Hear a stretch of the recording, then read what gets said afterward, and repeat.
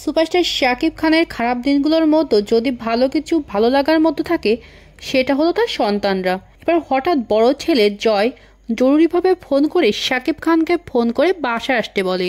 জয় বলে, বাবা তুমি কোথায় আছো? আমি কিছু জানি না, এখনই আমার কাছে আসতে হবে তোমাকে, আমার কাছে তোমাকে আসতেই হবে এখন।